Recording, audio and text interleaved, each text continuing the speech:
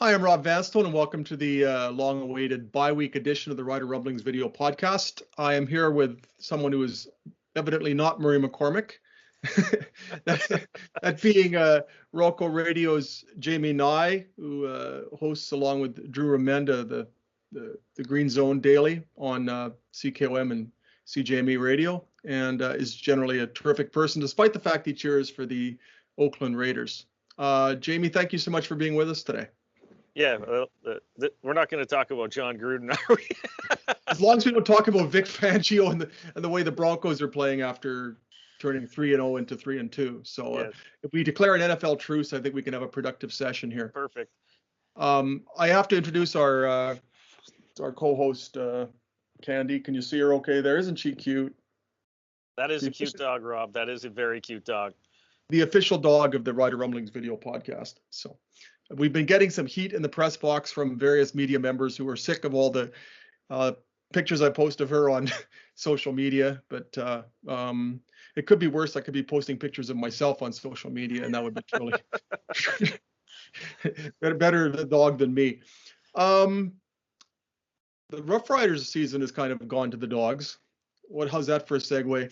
After such an impressive start, well, if you're paying this attention to the podcast this far into it, despite my canine chatter, you're obviously an ardent fan of the Rough Riders or a very keen observer. I wouldn't say the wheels have fallen off, but there's certainly the tires need some inflating. What has changed with this football team, Jamie? Well, I think you go back to even the Winnipeg games where they were exposed for a lot of their flaws, and what we've seen, like remember the games we've watched where they've won since then. They took on what seemed to be a pretty uninspired Toronto team, and they darn near lost to the BC Lions if it wasn't for Cody Fajardo's brilliance in the fourth quarter. So this team is that close to being 1-5 in their last 6 games. And when we said they were exposed for Winnipeg, is the talent level, I think, is starting to grow. Like, you're starting to see the rest of the league get better. And I think Craig Dickinson said it after the game. He still thinks this is a good team, but everybody around them is improving and getting better and getting stronger, and they've stayed flat. So that is the big problem going forward with this team, is can they find their next gear? Because if they can't, well, are we looking at them beating Calgary in Calgary? That seems now unlikely if they don't find a next gear after this bye week. Thankfully for them, they have the Elks coming up in a couple of weeks to help them, but all of a sudden, I think what was ailing them early, they were getting by and they were getting wins. Now the other teams are taking advantage of their flaws.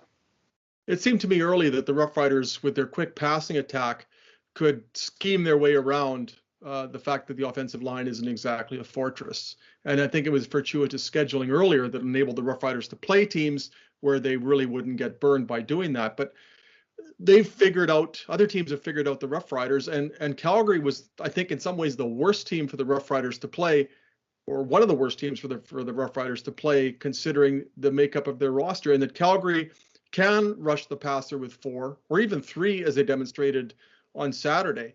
And as a result, they can drop 8 or 9 people back into coverage and still get pressure on the passer. And if you're in that situation, if you don't have to blitz to get to Cody Fajardo, there's way more defensive backs and way more coverage people than there are receivers, and hence the offensive struggles. Calgary, Winnipeg, I think, exposed the Rough Riders, and I think Calgary did to a different, perhaps in a different way. Would you agree?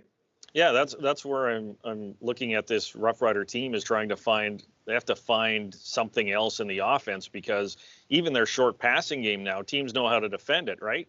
You can drop guys 10, 15 yards and then rally to the football. So if Kyran Moore gets the ball 2 yards behind the line of scrimmage, he's got 2 blockers to face 4 guys who are already rallying towards him. And it's before, I think they're maybe catching some teams by surprise, but not anymore. And you have to hit the long ball. Like, you need to have defenses respect it, because right now they are not, and there's no reason to. Like, I think it was Colton Hunchak had the longest. If he was the Riders quarterback, he would have had a longer completion in the game than Cody Fajardo, and that was 20 some yards downfield. nobody's going to respect you if you're not throwing it deep and can't complete it deep. And this goes back to what Cody said after the Calgary game, which he apologized. But there was a whole lot of honesty in those comments from Cody Fajardo, and nothing changed in the next game against Calgary. So will Duke Williams be the be-all and end-all? Will he change everything? Shaq Evans is coming back. You'd hope so, but how long does it take Duke Williams to get really incorporated, really gel with Cody Fajardo? And Cody's got to hit the passes. Again, he just kind of threw it to the wrong shoulder a little bit on Kyran Moore, overthrew another guy. You need those passes to be precise, or in a spot where a guy like Braden Lenius, unfortunately his heel hit out of bounds, can go up and get the football. I wonder too it's nice to get Duke Williams, and they're going to have Shaq Evans back perhaps before the end of the month. But if you can't protect the passer, does it really matter? You could have DeAndre Hopkins out there. It probably wouldn't do any good. If Cody's not going to hit the open receivers, it's not going to do any good. I almost wonder if you're a much better team if you have Williams and Evans in their lineup, but I don't think they by themselves address what ails this Rough Rider offense. Yeah, and so, don't leave the offensive line out of it either. There's three things that make a deep ball go. It's the quarterback, it's the receiver, but the offensive line have to give the quarterback time. And I'm really worried, Rob, and I don't know about you, but I'm really worried about Cody's confidence in all the phases, even himself. Like when he was talking after the Calgary game about he doesn't even want to throw the long ball, and it seems that way, right? When it's there, he's almost hesitating on, should I throw it, should I not? And that hesitation, he's got no time to hesitate with this offensive line. And that's where I saw a confident quarterback in 2019, because people say, oh, Cody can't hit the long ball. Well, in 2019, he was the best quarterback for deep passes. But look at that offensive line with Dakota Shepley and Brendan Labatt, Thaddeus Coleman, Taron Vaughn as well was healthy. So he had those guys around him where I think he was confident. He just sat back and he'd throw it deep. Now I look at a quarterback, because the offensive line, the receivers aren't there. There's got to be miscommunication happening. This is a very young receiving core. And has he truly gelled with Jason Moss? All these things we talked about in the preseason, right, Rob? Which was, will he gel with Jason? Will the offensive line hold up? Is the receiving core good enough? It's starting to be, it got him through the first couple of weeks of the season. But now it is clear to me that, okay, there's a reason we had reason for concern, because now all those things the other teams are exposing and will continue to if those things don't improve. How is the nature of this offense really that much different than the offense in 2018 that choreographed by Stephen McAdoo that people were absolutely despising? It's hitch screens, and maybe there's not as many shotgun handoffs and short yardage situations, but aside from that, it's Stephen McAdoo absorbed a lot of heat as a result of the nature of the offense in 2018. I also look at that offense in 2018 though, and I think, well, suddenly they didn't have Bakari Grant. Suddenly Naaman Roosevelt was a year older and not as dangerous, and there wasn't the Duron Carter explosions that they were able to get in 2017. They didn't have the personnel, and the scheme was so tiresome to watch. Whereas in 2017, they led the league in touchdown passes. In 2019, Cody Fajardo had a breakout year. In 2017 and 2019, Stephen McAdoo was the offensive coordinator. So he was the offensive coordinator in 2018 as well. But it was dreary to watch. It's dreary to watch now under Jason Moss. Is it simply a matter of the personnel not giving the offensive coordinator really many alternatives except to do what he's doing? Well, that's what it sounded like when Jason Moss talked last week, which was the dink and dunk offense. And I think it was Britton Gray. Shout out to my colleague Britton, who asked the question about the dink and dunk offense, and he said, "Well, that's what we are. we haven't hid that fact. So, should Rider Nation really be surprised that that's all we're getting when even the offensive coordinators say that's what we're doing?" Whereas when he was in Edmonton with Trevor Harris and Mike Riley before him, when he replaced Chris Jones's regime, you saw the deep ball and the big play offense. So I'm looking at an offensive coordinator who likely is pushing his offense to where around his talent. And if the talent level isn't getting deep and going deep, well, he's got to figure out a game plan that works. And I'm just looking, this offense needs, I think, a little more William Powell to really pound the ball, and give Cody some time to do some play action to slow down the pass rush. Because right now it just seems like when you're running the ball with William Powell 7-8 times a game, the defense knows what's coming. You're throwing the ball, and if you can't run the ball, we're coming. And we can come with 3 or 4 or 5 or 6. It doesn't matter. We're going to get pressure on the quarterback. And it's starting to look like the opponents almost. I don't know if you noticed, Rob, the Stampeders' defensive line was like 1.5 yards to 2 yards off the ball. And it just seems like that was almost disrespectful on, well, we're going to get there. We're going to take some time and maybe catch your offensive lineman a little more flat-footed than lining right up 1 yard off the ball. So there's a lot of things this offense needs to adjust to, and maybe Duke Williams and Shaq Evans will allow the deep ball to be there for Cody, because everybody's coming up and pressuring the short passing game. And I'm looking at the schedule. It's right beside me. In Calgary, in Montreal, in Hamilton is 3 of the last 5 games. Those are solid defenses. So that's going to be tough to make any ground in the West Division. Yeah, you wonder, can they scheme around the lack of protection? Can they, go with double tight ends, or can they keep the backs in? But then you run into a situation like the Rough Riders did on that last play in Calgary when Cody Fajardo's pass for Ricardo Lewis was intercepted, where they had 4 receivers against 8 defensive backs. So if you try to build an extra protection, they're just reducing the targets, and pretty much the simple math is that everybody is double covered. So then what are you going to do? Then I think, okay, maybe the answer is just, the one thing they can do, I think effectively, is I think the thing that might scare opponents the most is not William Powell, is not any of the Rough Rider receivers. It's Cody Fajardo running. And if that becomes a situation where he's doing it not necessarily to escape pressure, but just by necessity and as part of the offensive game plan, we've seen some of the hits Cody Fajardo has taken in recent weeks. Is that going to ultimately bring down the ship because he's just going to get hurt? I think Cody Fajardo running might be their biggest weapon right now, but it also might be their biggest risk.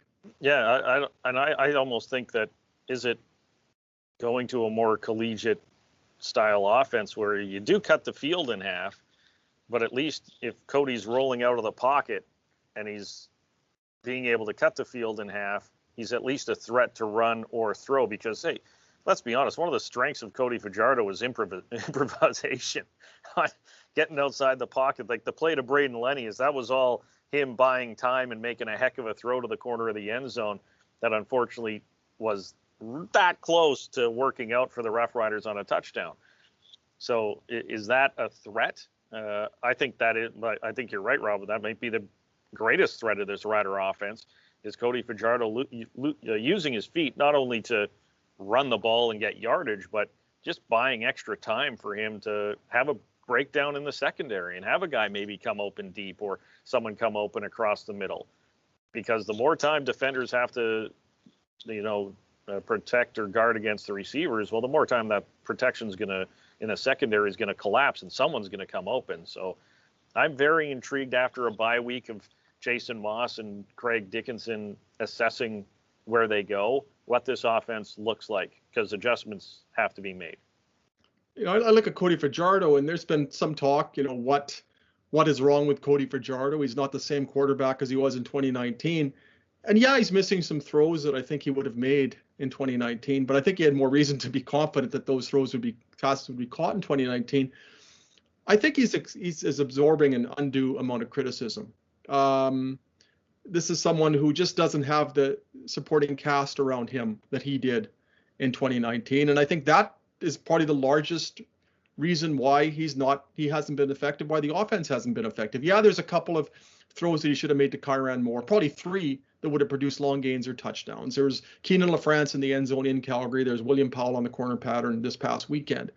But I'm not sure that it's a quarterbacking issue. I think it's Cody Fajardo had a better offensive line and a better receiving core around him in 2019, and as a result, I think he was put in a position to succeed much more often than he is now. And my concern now is that maybe you're starting to hear fans grousing about the quarterbacking a little bit more than you would have expected. And is the bloom off the rose? And are people going to run a franchise quarterback out of town again? We've seen it here before, and it worries me that there's going to be excessive reaction to the way he is playing, or in the opinions of some not playing. Yeah, well, look at Zach Collaros. Yeah, exactly. We're getting people going, well, why did we trade Zach Collaros? If we would have been patient with his concussion problem, look at what kind of quarterback we had. Well, this is the same fan base who had enough of Zach Collaros. Get him out of town. You can't rely on him. So Winnipeg has been patient.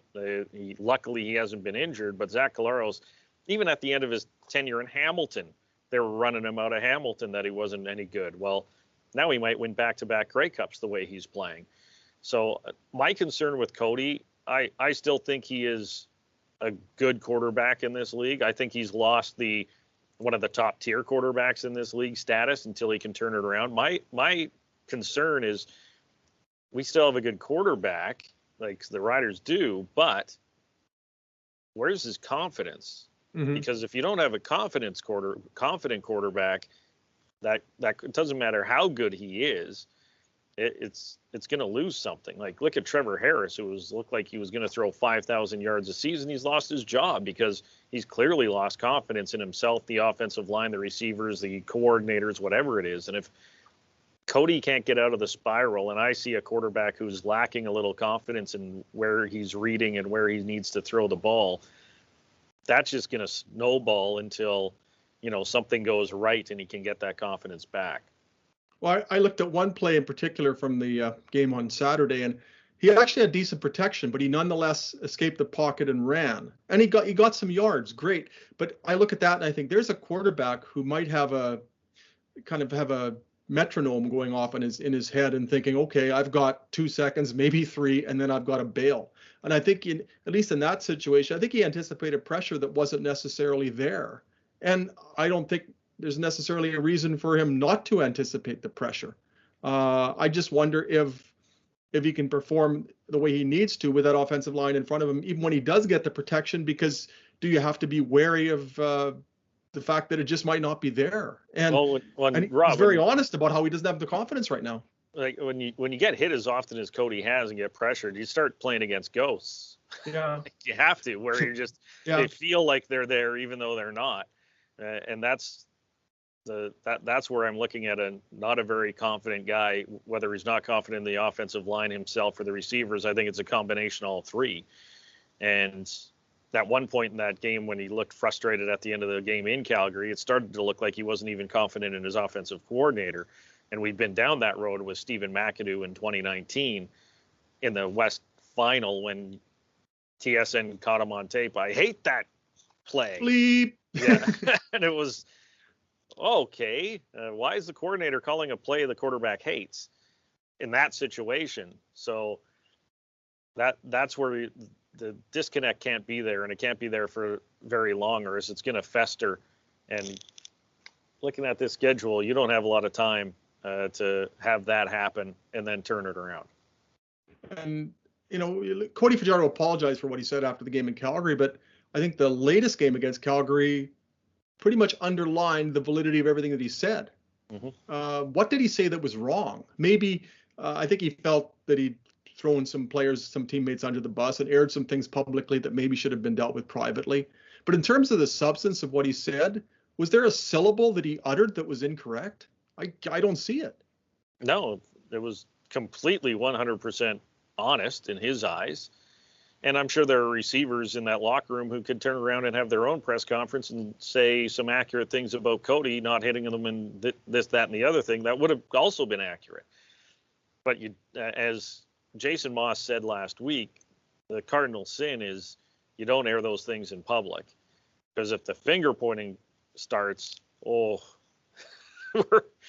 Rough Rider fans are in for a not so happy fall into winter if that goes overboard. So I think they caught it at the right time, and now they have to win a game. They have to go to Calgary and win, because if they lose 3 straight against the Stampeders and then have 3 of their final 4 on the road, man, you even start to question if Edmonton figures their stuff out, if there's not a loss coming up against the Elks the way the Riders season is going. And I don't want to be the Chicken Little, the sky is falling, but that 3-0 team that a lot of people went, oh, well, they're cooking with grease, and here we go, they're 5-2, we're going to home playoff game. Well, I think you said earlier is the bloom off the rose. If it's not completely off, it's almost there. Well, if I look at this team now, with 4 of the final 5 games on the road, they're 5-4 right now. They've got to win 2 out of their final 5 on the road, and with a road-heavy schedule to at least have a 500 record. I'm not sure even that a 500 record is assured right now. That's the kind of pit that they put themselves in, and I think it underlines the importance of going to Calgary and turning some things around quickly. Because if not, it could just keep spiraling on them. Mm-hmm. Yeah, and who knows what happened. Montreal has Ottawa twice still, right? So even the crossover is looking like, is the crossover available at 7 wins? It might not be if Montreal beats Ottawa twice. And I like, if without Vernon Adams, I've liked Matthew Schultz in the limited time he's gotten this season. He moved the ball against Hamilton, then he moved it downfield again against Ottawa. So it's not like he's completely incapable of being a successful quarterback. And I'll be honest, Vernon Adams Jr. hasn't lit me on fire either this season. No. At the quarterback spot for the Montreal Alouettes. So I see them, if they can get to 7, Hamilton should be able to get to 7. Toronto's already there. Even the crossover conversation, it's like, okay, you have to, not have to, but winning in Calgary to give you some space against the Stampeders in that final 4 weeks would be vital. But that's what we said at the start of this stretch, right, Rob? It was, You can't let Calgary off the mat. And they not only let them off the mat, but now Calgary looks like they're getting swagger back in the game at the wrong time for the Saskatchewan Roughriders. I posted something on Twitter yesterday, and I thought I did so intentionally, and I didn't put it in the context I intended it. I posted, who would the Rough Riders most outstanding, or who has the Rough Riders most outstanding player been to this point in the season? And the kind of the motive behind that is, if you look at that roster, nobody's dazzled, at least me, to the extent that I think there's an automatic choice there. And that may be, I think, symptomatic of a team that really hasn't dazzled recently. When you can look at an entire roster and say, okay, that's their best player, or he's having a great year, I think that's telling. I think there's a few candidates, but there's nobody knocking me out. I think their most outstanding player might be Brett Lothar. And as opposed to if you look at the player who's done his job the best to this point in the season, and yeah, there was that swoon in the middle of the season, but he started off with 10 field goals in a row, then missed 5 of 9. He's now hit 12. And but if you look beyond Brett Lothar, who's having a great year on this team? And that might explain why they're suddenly in a position where they're flirting with 500, because there aren't many players having great years. Yeah, unfortunately for Brett, he's not even having a great year. He's had good stretches at the start and now, but in the middle, you're getting nervous about the kicker. Mm-hmm. So it's like, if you look at the stretches, Cody Fajardo was the top performer of the month in August, and okay, yeah, it was Cody Fajardo. And then it was like Keon Schaefer-Baker was almost the team's top performer. And I think in the last couple of weeks, it's been Micah Johnson up the middle of the defensive line. But you haven't had, like, you're right, if you're looking at all-star caliber, you're going to go, okay, Jonathan Woodard, because he leads the league in sacks, maybe. But even then, he's only come on, he had 5 sacks of those 7 in 2 weeks. And he's got 2 since. Even that slowed down. So Receiving core, I think Keon Schaefer-Baker's been the most impressive, but is he the most valuable player? I don't know. You hate defaulting to the quarterback, but without Cody doing some things this season, like that game against BC, they're even in a worse spot than they are today, and they're not even in that bad of a spot, but they would be, playing catch up rather than kind of leading the pack for that second spot in the West. Yeah, I look around. I mean, there's a few other candidates maybe. I think Dion Lacey's had a solid year in the middle. Micah Tights has played well. There were some missed tackles on Saturday against Calgary. I think Lucius Purifoy's had a good year. Nick Marshall's had a good year. But how many of these players look like they're great? And when you look at the 2019 team and how many players had exceptional seasons, and you can just go right down the list, there's a pile of them. I mean, they had the league leader in quarterback sacks. They had a 1,000-yard rusher in William Powell. They had Shaq Evans with 1,334 yards and an All-Canadian. It's Solomon Elamimian was an All-Star. Derek Moncrief was an All-Star. Cameron Judge was the most outstanding Canadian in the West Division, etc. You could just rattle off the list of players who are having terrific years. Now you really have to stretch, and there's nobody who knocks you over the head and says, I'm the best player on the team right now. Yeah. And maybe that explains why they're just not a formidable team right now. Yeah, I think right now, I tweeted yesterday, it's a three-tier team. It's a three-tier league, and it's Winnipeg number one, and then there's a tier of 6 teams in the middle. The BC, Calgary, Saskatchewan, Toronto, Hamilton, and Montreal. And Toronto might be jumping up closer to the top tier after their big win against the Tiger Cats on Thanksgiving Monday. And then you have Ottawa and Edmonton. So I think the Riders have come down to middle of the pack team. I think that was an accurate assessment going into the season where they likely were. And I think they're now you are what your record says you are. And I think 5-4 is a very accurate assessment of this Rough Riders team. But without improvement, they might be sliding below that middle tier. But they have a week to rest. They have a week to, as Craig Dickinson said, kind of get away from football a little bit.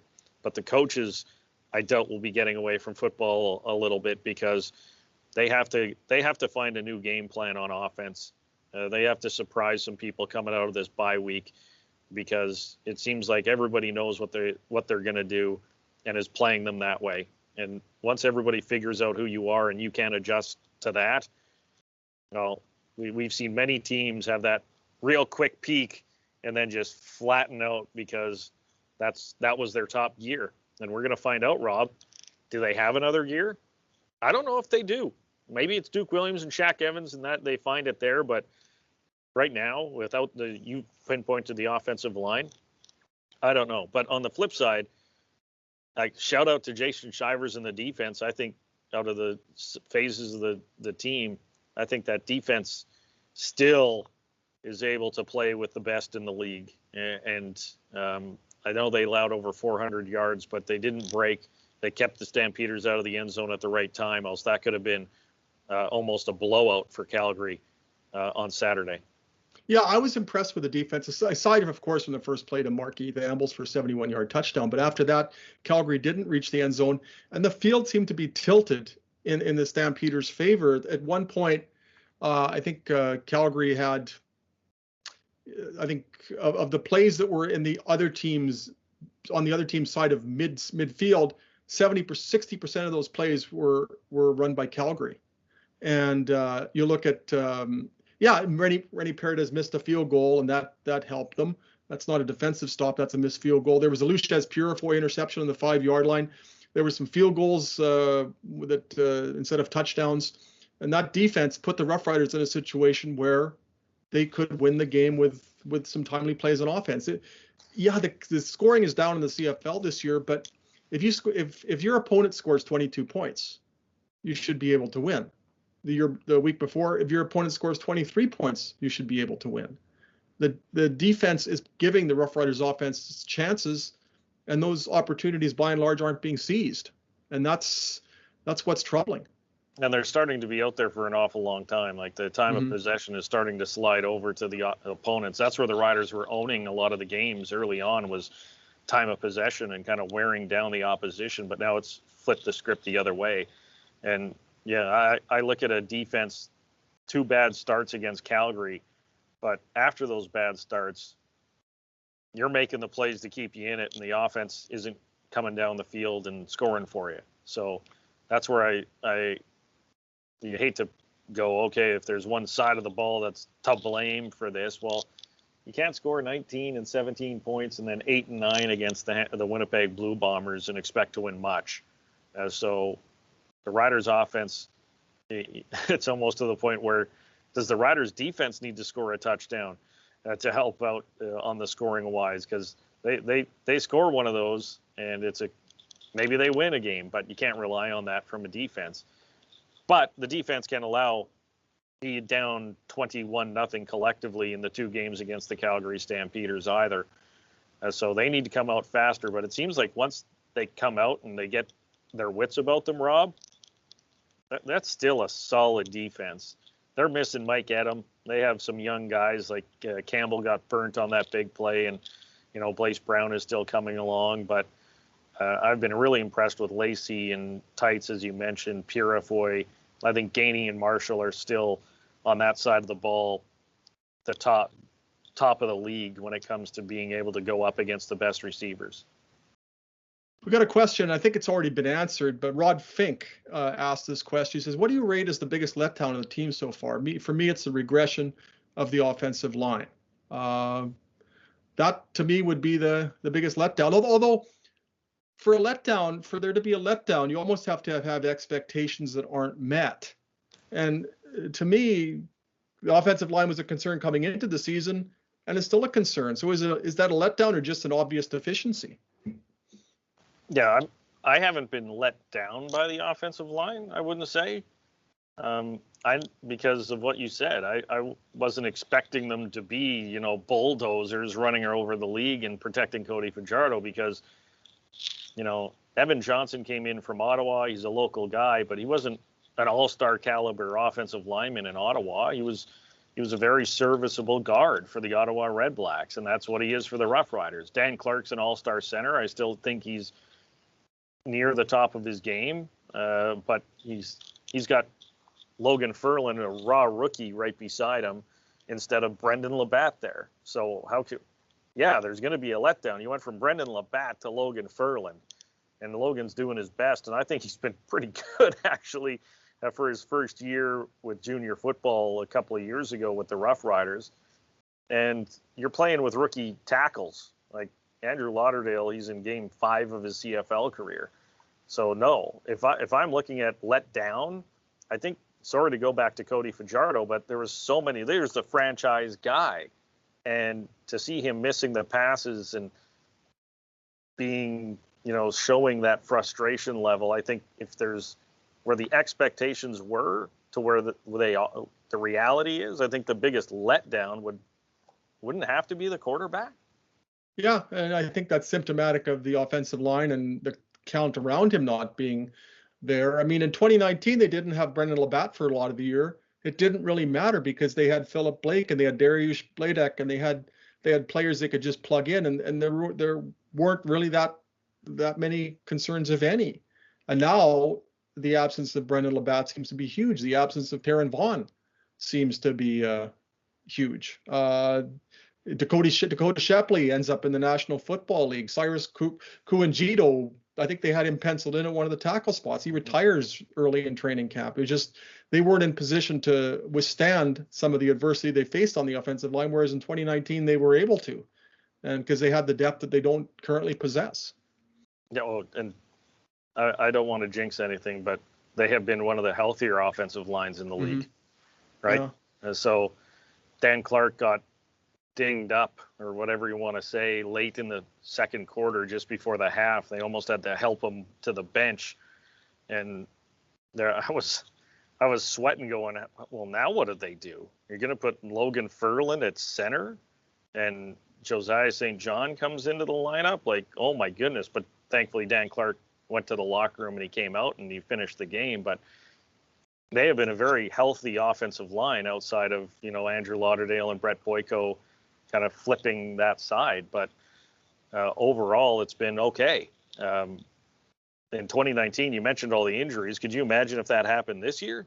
Oh my goodness, they have nowhere near the depth. They might have to play 3 Americans on the offensive line if that happened. But yeah, I mean, Braden Schramm, they had him too in 2019. Mm-hmm. He's no longer there. Just their depth has been so decimated, and they haven't had to go as deep as they needed to go in 2019 due to injuries, and that's very fortunate. But that said, what they have up front now isn't doing the job. You mentioned Logan Ferland. I rewatched the games, and this is admittedly from an untrained eye. But when I see offensive linemen letting someone through, it's generally not Logan Ferland who's the culprit. It's Evan Johnson. It's Dan Clark. It's Brett Boyko. Those are the ones that seem to have a tough time against Calgary. And you'll wonder about the extent to which Dan Clark is even healthy. Cody Fajardo mentioned when he scored the touchdown on the quarterback sneak that he was going behind Dan Clark. And yeah, Dan's banged up, but he still trusts him. He's still going to go behind him. But it's pretty obvious that Dan Clark isn't 100%. But you're getting 100% of Dan Clark despite the circumstances. And what else would you expect from him? Oh, yeah, absolutely. He's an all-star caliber center, and man, what a rise in his career from kind of like Logan Ferland, right? From junior football, coming in and working with the team, and then getting a few opportunities, being one of the greatest tight end receivers we've ever seen in Rider Nation with 2 touchdowns in his career. And with a heck of a catch from Tino Sinceri against the BC Lions, to all of a sudden he's the starting center for a team that was that close to getting to a Grey Cup in 2019. And but he's clearly not 100%. There's been a few times he's been slow to get up, but he, as you said, you're always going to get 100% whatever he's got to give to the team, and that's the type of leadership you need in a room. And I think he's showing the way for a guy like Logan Ferland on what it takes to be a good pro, and that's only going to help. I think Logan Ferland is heading in the right direction. And remember when Brendan Labatt addressed the media before the season, he mentioned, he's like, you guys should be talking about Logan Ferland. Like this guy's got a future, and I agree with that. But with a great future comes, some learning curves, and I think he's there. But he has been solid. And you said the jailbreaks against Calgary, it was Mike Rose coming up the gut on Dan Clark and Mike Rose coming up the gut on Evan Johnson. It wasn't Logan Ferland at all in that game, at least for the most part. That looked like he was really struggling. Jamie, you've got a week with a Rider bye week that's not unlike a lot of weeks during COVID when there's no football and you've got 4 hours of airtime to fill. It used to be 3, and I find it exceptional that at a time when, even when there was nothing going on in sports, CJME, CKOM were able to go from 3 hours to 4 hours a day and hold the audience in as compelling fashion as you have done. How have you done that? Well, it's really interesting to, I'm trying to go back through what it was just, you have to be creative. You have to find the right story, and you have to put away, the Riders almost seemed like it's a fallback. It's comfortable. It's, it's like a comfortable chair. You just kind of sit in it and it's there and, whatever. So all of a sudden you get that chair yanked from underneath you and okay, now what do we do? Now where do we take the audience on this? So it was creativity. It was, getting star guests throughout the whole thing. And because without the Riders, we almost got more room to go further. And it's kind of taught us a lesson, that there is a huge Rider fandom out there, but people aren't driving home just thinking about the Saskatchewan Roughriders. They're thinking about a lot of different things, and maybe it's not even sports. So I think it's allowed us to kind of rethink what sports programming and sports radio can be in Saskatchewan and what people are listening for. And really what we found out was they want to be entertained. It's like the football team. If they're not going to be entertained at Mosaic Stadium, well, they're going to stop going to Mosaic Stadium. If they're not entertained on the radio, they're going to find somewhere else to be entertained. So I think it was more, let's be as entertaining and as interesting as possible, whether that's a different topic and finding a different way to, present it. or whether it was a big guest in generating conversation. So COVID was a weird time, but it helped me kind of, and producer Alex and Drew and the program directors and everything else kind of rethink, oh, hold on, we still got game day, we're still doing the Riders when they come back, but there are different ways to present and different ways to entertain other than just talking about the green and white. Yeah, you're right. It's an easy default. And I found during COVID, obviously you lament the circumstances and it's tragic what's happened to people, and we're still dealing with the neighborhood of 500 cases a day. And we're nowhere near being out of this with another winter coming. But there had to be some ingenuity that was exercised. I've done some of my favorite stories ever during the pandemic period because there's a blank canvas and there's not that fallback. And last year I had a chance I decided to do stories on big names who played at Taylor Field but weren't Rough Riders. Mm-hmm. And you'll like this as an Oakland Raiders fan, or Las Vegas or whatever they are this week. I had a great chat with Freddie Bolitnikoff about the one game he played at Taylor Field. I talked to Warren Moon about what it was like to play at Taylor Field. I talked to Jim Marshall and Bob Tuchek. Jim Marshall went on to become an NFL star with the Minnesota Vikings. They were traded for one another in an interleague trade. Bob Tuchek was with the Rough Riders. Jim Marshall's NFL rights belonged to the Cleveland Browns. The Riders traded Jim Marshall to the Cleveland Browns for Bob Tuchek, who had him playing quarterback, linebacker, and defensive back for him. And it was because there was just absolute nothing. And I find this week during bye weeks in past years, or even the one earlier this year, I felt like, okay, I've got to invent Rider stuff throughout the week to feed the beast. And this week with the Rough Riders being on a bye, I'm going to write some Rider stuff, but this is also an opportunity to tell some stories that aren't Rider reliant that I think are really compelling, whether it's junior hockey, high school, University of Regina Rams. There's some beautiful stories out there. Yep. And some really cool stories out there if you give yourself the time and you have the inclination to go and find them and tell them. Yeah, it was in previous, it felt like it was 90-10, 90% Riders, 10% everything else. And there's so many other stories out there. We started a little like Sasky shout out stuff where we were talking to young athletes who were up and coming, doing some amazing things, whether it be sport climbing or, bobsleigh or different sports like that, who were just, you found a little more space for it, and found out the audience was really receptive to it, right? Like getting texts on suggestions on who the next Sasky shout out should be on the green zone. You should talk to this person or this person, this person, or, the brackets we did during the pandemic, which was just silliness, but it was entertaining, right? Yeah. So for a radio show from 2 to 6, which is, a lot of people driving home, it was, no, they don't want to be pounded all the time with necessarily debate and fervor over who's going to win and who's going to lose. They kind of want to wind down and laugh a little bit. So it was almost, okay, how do we do sports with a lot more fun rather than have the typical, lack for a better phrase, mano a mano. Like our face-offs used to be uber sports related, right? Like me and Drew would fight over, who's going to win or who's going to lose. And now we fight over turkey dinner and we get hundreds of texts. Like, it's crazy. We talk about the Riders, who should be, if we did who should be the MOP, we get 20 texts. We talk about something that everybody's thinking about in the time, or it's a movie or food or something that it's like we get hundreds of texts. So it's just, we go, okay, there's people interested in the Riders, but I think a lot more people are entertained by real life stuff. Do you find, Jamie, that this is perhaps maybe a bit of an alarm bell as far as the Rough Riders are concerned? Usually when the team has a stretch like they have right now, I can spend all day answering emails and I can spend all day responding to tweets. I found there's very little email or Twitter traffic regarding the state of the team right now. And I also find that I don't feel as compelled to write things all week during the bye week addressing what's wrong with the Rough Riders. And I don't sense that there's the same clamor for it that there would have been a few years ago.